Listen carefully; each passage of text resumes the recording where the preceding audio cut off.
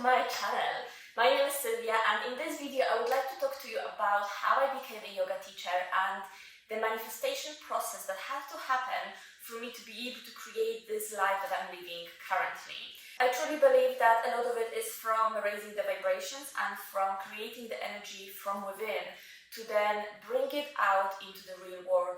And if you really truly go into the science and how things get created, you can find that everything that we see, that we touch, that it has been already manifested, that is already a creation in reality, has been a thought at one point.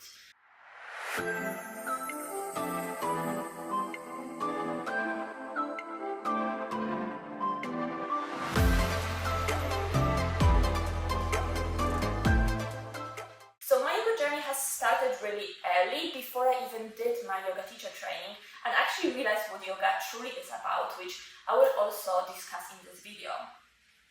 So I started doing my 30-day yoga challenge, and this really helped me in slowing down my mind, being more aware of my body, noticing the movements of my body, noticing how I feel in day-to-day life. I've noticed that I'm changing, my life is changing, and I couldn't quite explain it. I became more aware and more present and more connected with the world around me. I started noticing more things.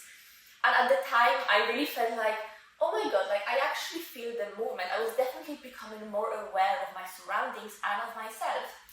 When before I was living in ignorance and life was happening to me instead of for me. At that time, I was studying graphic design, and I truly thought to myself that it would be so amazing to be a yoga teacher, but my graphic design career was my priority, and yoga was more like a hobby. Yoga was something that kept my body healthy, flexible, and even then I was very much in my ego state, how I want to look, trying on the yoga positions, really pushing myself hard, really getting into those poses, really trying hard to get into this lotus pose, putting my leg over my other one, then trying to really grab it with force on the other one. I didn't really understand the yoga concept, and this is why I think it's so important for me these days to actually share the true meaning of yoga, because I was so misconceived by the whole aspect of yoga and how it is about flexibility, looking cool, and all the ego-driven thoughts. Fast forward to 2022. At the end of the year, I have decided to do the whole year of no drinking alcohol, and that shifted something for me alongside my vision board for the whole year. The vision board for the whole year was basically this idea of creating a healthy lifestyle, to be more connected with myself, to be more in touch. And I've put a lot of yoga poses into my vision board, and I've put a lot of healthy eating, and I've put a lot of mindset, and I've put a lot of meetings and being successful into my vision board, and I didn't have a clue that in this year I'm going to become a yoga teacher. Not a clue. So my idea was to really truly go back to yoga, because until this point I loved yoga and I was coming back to it, but I became quite stagnant with it all. Being a graphic designer, sitting in front of the computer all day, I became to have more problems with my back, with my head. I started having migraines, and yes, I started having some issues. So plan was to really truly go back to yoga and commit to it forever. At one time I was at the yoga class, and this thought came back to me: how great would it be to be a yoga teacher? So at the yoga class, I thought to myself, I'm going to come over to my yoga teacher and I will ask, where did she do her training? How did she do it? And what is it like to be a yoga teacher? Because sometimes you can have this perception of something from the outside. You always think the grass is greener on the other side, until you actually start doing it, and then you realize it wasn't your thing. And I've had experience with it, and I'm sure we all had that. We think something and then we start doing it and then we change our mind. So that's actually quite normal. But even if she did say that she loved it, I could still do it and I could not love it myself. So it's really difficult, but for some reason, for me, it was quite interesting to know. And she said something that really stuck with me, and it was that if she did it again, she would love to go to India. I started doing my research, I figured out how much flights cost, if there is a stop or if there's direct flight. I didn't know how I'm going to get a month off, but something was telling me in my head that October is the month to go, and I've completely, absolutely believed that October is the month and I'm going no matter what. And I've been interested in mindset before, and I've been studying it for many, many years, reading loads of books, listening to loads of people that changed their life through manifestation. So I kind of knew about it all, and I don't think I've ever experienced it as much as what I'm about to tell you and what actually happened from that moment. So in April, I've decided October is the month, I'm going there. I started organizing things. How is it going to go? I'm going to fly from this area. I found my flight, I found the date of my flight. I knew exactly from the moment the course starts, how long do I have to fly to get there on time. I've contacted the school and I even paid the deposit. I paid £200, not knowing if I'm actually going to get a time off and how am I going to do it, and I was so scared to even ask for a month off. But I paid the deposit and I kept saying, October I'm going, even though I have no idea. I don't know how, but I'm going in October. I started having conversation with my partner and he started saying, you really have to have this conversation at work. And I was so scared. I didn't want to show that I don't care about this work, but going to India seems to be so important for me and such a big thing that I felt internally. And even when I booked and when I paid the deposit, I felt this internal happiness. This is a sign that I'm going forward to my purpose. So yes, I agreed with him and I said I have to talk to my bosses and see what they say. And they said yes. They said, okay, take the month off. So it doesn't stop me, I suppose, from doing it, but there was actually something happening in the background that I didn't know anything about. So yes, I went home, I booked my flight, I started getting ready, I started buying things, I started preparing truly to go on this journey. And 2 days before my travels, something came up, and this is exactly what I said. I didn't know this was happening in the background, but the bosses announced that they are closing the company and everyone is getting fired. Straight away, from this day tomorrow, you don't have a job, you're not going to get paid anything, not even notice period. I was very shocked about this. And thinking about it, if I had decided to go to India in September, that would mean I didn't get paid for September, and then I would come back home and have no job and I wouldn't get paid anything, so I would lose a lot of money. And also, if I chose to go in November, not October, that would mean that I didn't have any job for the month before I went away, and then I would go away to India for another month, knowing that I have to get back and I have to find a job and I don't have income for a few months. And that would be a deal breaker because I wouldn't be able to afford it. I knew I could afford 1 month unpaid, but if it came to a few months, a couple of months unpaid, plus extra time on top to go and search for a different job to get my income, I probably wouldn't go to India. So I was actually questioning myself, how did I know that October is the month? How did I know? I don't have the answer for that. But it all happened in such a weird coincidence that, again, it proved to me that it was meant to be something. The higher powers are guiding me and I just have to follow my heart, I just have to follow my intuition. So I went to India. I decided not to be bothered by the fact I'm now unemployed and I have no idea what I'm going to do when I get back from India, but to fully concentrate and actually with the open mind and open heart pursue what my desires were telling me. I said goodbye to my puppy and my cat, and I said goodbye to everyone for the whole month, traveling on my own with a backpack to experience true Vedic science and for it to connect so much for me, which I'm actually going to talk in a bit once I get to this point. So carry on listening to me, I'm getting there. journey and how it all happened. So I get to the airport, I got on my flight to India, to Delhi, and it was happening overnight. Delhi was main airport in India, and then from there I had to catch my other flight from Delhi to Dehradun, and from there I was supposed to have a pickup from my school to take me to the final destination, which was about an hour away. It turned out that my flight was delayed, but it was okay. I really wanted to get a SIM card at the airport before I catch the next flight. But in the end I realized, no, I really can't wait to get that SIM card, so I have to hurry up and I have to go to catch my flight, because otherwise I'm going to miss it. My SIM card from England didn't work because I had roaming block on, so there was no connection whatsoever. But I thought, oh, it doesn't matter, I'm going to get this flight, and at the next airport I'm going to get a SIM card, so it should be fine.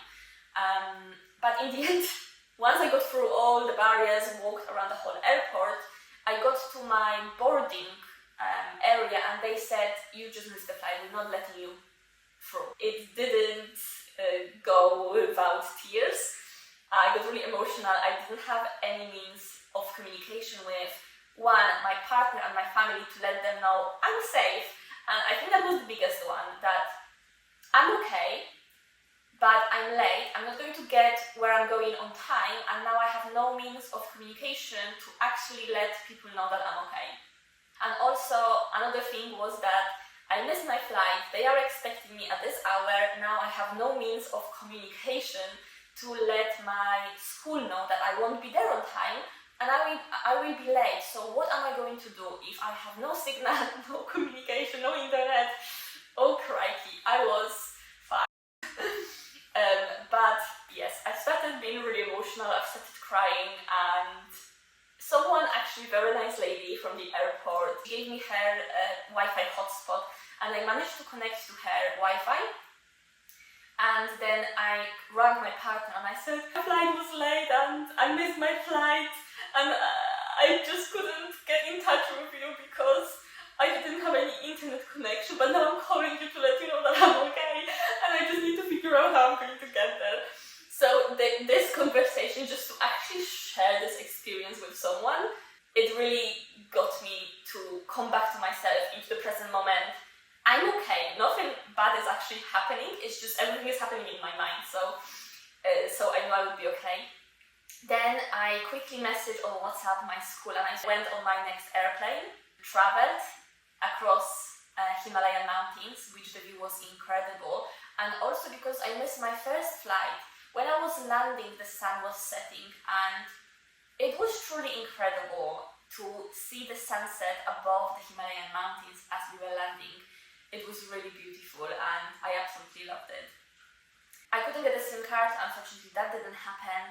I waited a few minutes for my taxi driver, who eventually turned up with a little note with my name on, so I knew this is the guy, but it quickly became apparent that he didn't speak any English, so I couldn't actually communicate with him, which was fine.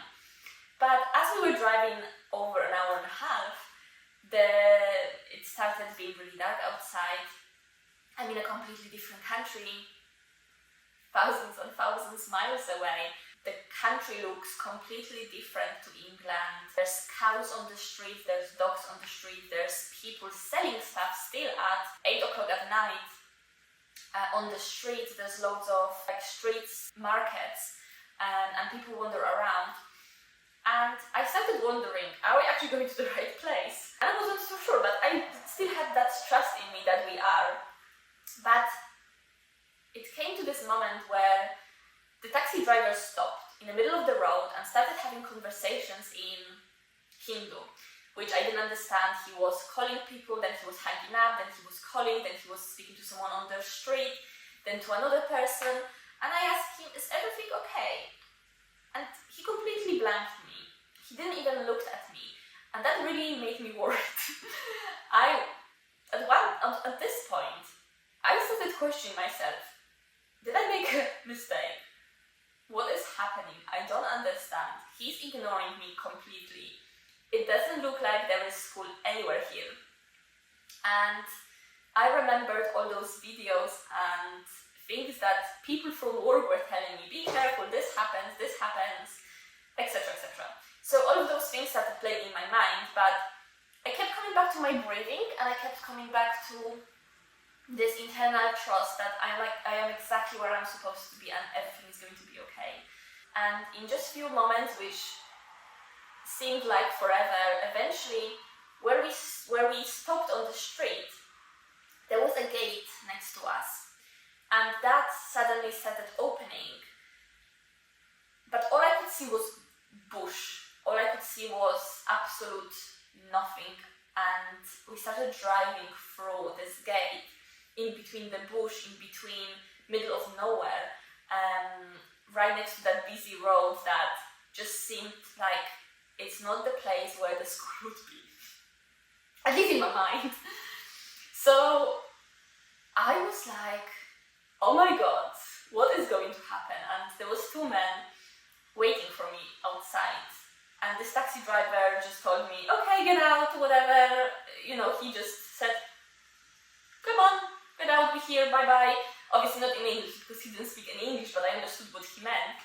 And me being completely terrified at this point, I put on a smiley face, getting out of the car and saying to those two men, oh hello, I'm here, and took my bag and I basically followed them. Which actually turned out to be school, luckily, thank God, but it was such a nerve-wracking experience, but I'm so glad I had it, because I feel like this experience unlocked so much. One, the fear of imagination that you have that something might go wrong, that something bad might happen, but also knowing that I can come back to my inner trust within, and that's going to keep me calm, that's going to keep me more present and knowing what am I going to do. But the worst thing about it was that I didn't have the SIM card and I didn't have any internet connection or means to call anyone just in case something bad happened. And that was the most scary thing of all. So if you do end up traveling to India, make sure you buy a SIM card at the main airport, even if you feel like you might miss the next flight. If you miss the next flight, it doesn't matter, you can always get the next one. But the means of communication is so important. However, at the same time, there is so many people around, and there is so many kind people around that will allow you to have the Wi-Fi. All you need to do is stay calm and potentially just ask. And also, we are living in this world right now where we feel like we need to have this communication to keep us safe. But back in the day, without mobile phones, people had to survive somehow. And perhaps this situation truly got me to this realization that we get so scared and we get so worried about things, and essentially they stop us from going for what we truly want. So yes, I think I've taken quite a few lessons from it. And yes, back to my story. I arrived at the school, everything went absolutely well, and I think I'm going to create a different video about the whole experience in doing my teacher training and what did the day look like, what did we learn, etc. The main thing that I want to highlight from it is that yoga is so much more than we see when people are doing poses.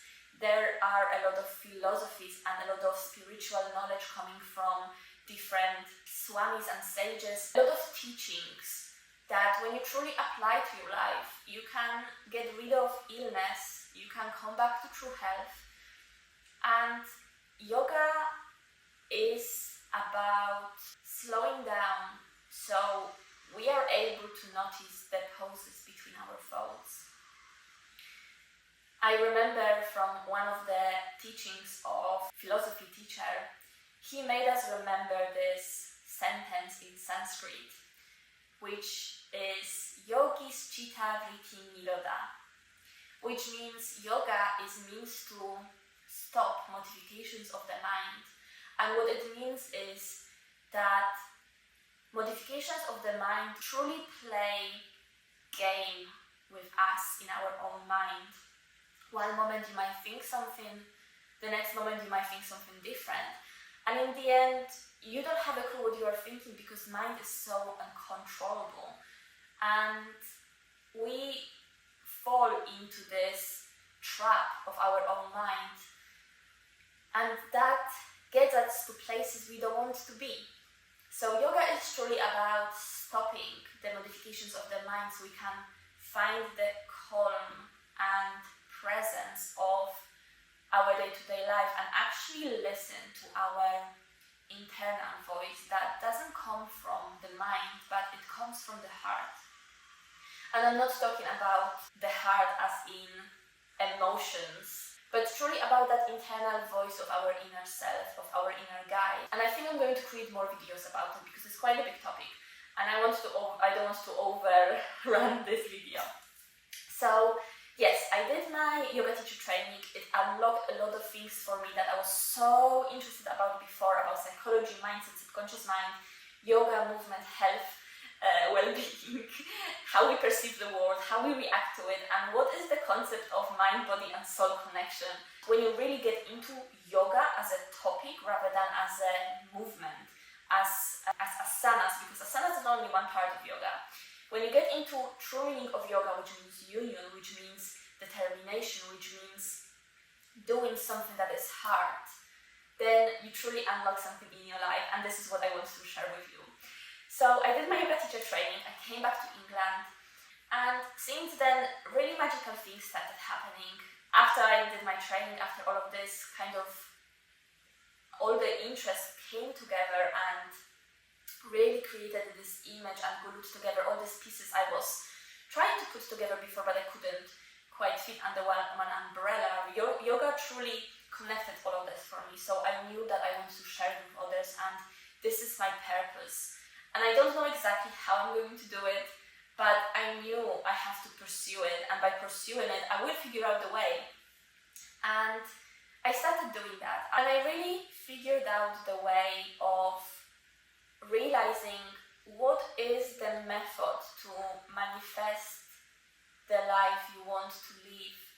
And in the nutshell, first become aware of what do you want to do, what do you want to achieve, what do you want to have, and then visualize the goal, visualize this thing that you want to work towards.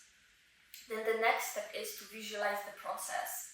How do you get to that goal? What steps do you have to take to achieve it? So for example, for me to be a yoga teacher, I had to go and have my qualifications done, right? And for me to actually have my qualifications done, I had to be determined to do it in the way that I felt was aligned with me. So have this courage to go to India and train there and, make the hard decisions. Have this tough conversation with the workplace to get this time off. Even though I was so fearful, I kept putting it off because I was procrastinating it because I was so scared. And a lot of times, this is what we do subconsciously. We procrastinate things and we never get them done because we are so scared of something that's blocking us from actually doing it. So visualizing the process is very important. Then the next step is to visualize your higher self. Visualize who you are if you are succeeding in what you want to do. Majority of the times we want something, but we can't get there if we stay the same person we are. Whatever the situation we are in right now, we got ourselves into this situation. So if we carry on doing the same thing over and over and over again, we can only expect the same results. So it's not a secret that you should look into your habits, your attitudes, your fears, your limiting beliefs, because all of those things are blocking you. So what is my higher self doing? How is she behaving? What choices is she making? And is this aligned with my goal? Is this aligned with the process I want to? And visualize this higher self. Then the next step is to actually create aligned actions with your higher self, with your process, with your goal. Because you can dream forever, but if you're never going to do something about it, it's always going to stay as that, as a dream. So this is very important. So this is visualize your goal, visualize your process, visualize your higher self, and create aligned actions towards that goal. And the fifth step, I believe, is commitment. Because it doesn't take one try, it doesn't take 2 tries. Like Edison, who created the light bulb, it took him 1,000 failures. It took him 1,000 times that he failed, that he didn't create a light bulb. But eventually, he did succeed. And when Edison was asked about how he felt about all those failures, do you know what he said? He said that he didn't fail 1,000 times. He learned how to not make a light bulb 1,000 times. So I hope this helps, and I hope this is motivating in a way. And this is my way of telling you my story, and at the same time bring maybe something meaningful into your reality, how you can go and pursue your own dreams. I hope you enjoyed. If you liked it, please subscribe and like the video. Namaste.